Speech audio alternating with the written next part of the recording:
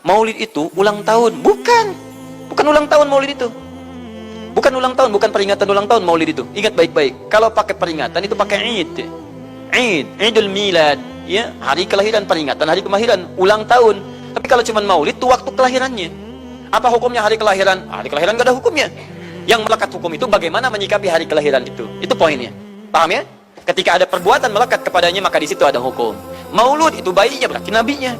Apa hukum maulud? Apa hukumnya nabi? Nabi yang lahir gak ada hukumnya. Jadi kalau Anda menolak maulud dengan pengertian seperti ini, maka Anda keluar dari Islam. Kalau dalam hukum seperti ini, saya menentang maulid Nabi, berarti Anda menentang kelahiran Nabi sallallahu alaihi wasallam. Saya menentang maulud Nabi, berarti Anda berhadapan dengan Nabi, Anda musuh Nabi. Jadi kalau Anda dimaksudkan dengan kata maulud dan maulid, Anda tidak bisa menentangnya, bisanya menerima. Saya menerima. Kenapa? Karena dalam pengertian bahasa, maulid itu artinya waktu kelahiran.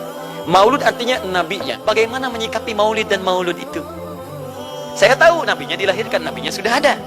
Jelas ya? Maka kemudian saya pun tahu waktu kelahirannya. Bagaimana kemudian menyikapi itu semua? Maka Masya Allah, Quran surah ke-11 tadi, 10 tadi, Yunus, ayat 57 sampai 58. Kalau sampai kemudian ke 58-nya, falyafrahu. Gembira antum. Gembira, bahagia, silahkan. Maksud tidak gembira? Nabi Isa gembira, kita tidak gembira.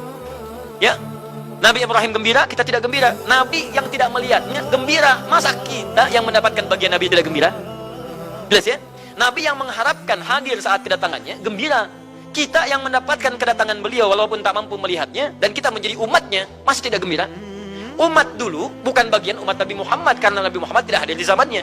Gembira dengan berita kedatangan Nabi Muhammad, padahal nabinya belum datang. Masa kita yang jadi umatnya, yang nabinya telah kemudian kita dapati walaupun tidak melihatnya, masa kita tidak ikutan gembira? Maka pertama kita mesti gembira. Maka yang kedua, bagaimana mengekspresikan kegembiraan itu? Maka contoh-contoh dari Nabi Sallallahu Alaihi Wasallam, bagaimana mengekspresikan kegembiraan dengan Nabi Sallallahu Alaihi Wasallam itu, pertama Nabi sendiri menyikapi hari kelahirannya dengan berpuasa di hari Senin. Jelas ya? Ini bagi Nabi sendiri pribadinya. Nanti jadi hukum untuk kita. Nah, sekarang bagaimana para sahabat menyikapi kelahiran Nabi Sallallahu Alaihi Wasallam, kedatangan Nabi Sallallahu Alaihi Wasallam, dan menyikapi keberadaan Nabi Sallallahu Alaihi Wasallam. Bukan cuma lahirnya, tapi setiap kedatangannya. Nabi datang dari Madinah, dari Mekah ke Madinah disambut oleh para sahabat yang ada di sana. Nabi datang dengan perang Tabuk, dari perang Tabuk disambut oleh para sahabat di sana. Tala al-badru alaina min thaniyatil wada'i, wajib syukru alaina mada'alillahi da'i. Masya Allah, disambut dengan madid. Bukti kesenangan mereka kepada Nabi Sallallahu Alaihi Wasallam. Ada yang memuji Nabi Sallallahu Alaihi Wasallam seperti Hasan bin Thabit, buat puisi-puisi memuji Nabi. Seperti Zuhair bin Abi Salma, tadinya musuh Nabi, begitu masuk Islam memuji Nabi Sallallahu Alaihi Wasallam. Ada yang lagi kemudian menghormati Nabi dengan kedatangannya, dengan mengikuti Nabi kemanapun. Nabi mencontohkan, amalkan. Nabi mengajarkan, ikuti. Masya Allah. Begitu Nabi meninggal, diabadikanlah kemudian nilai-nilai penghormatan itu.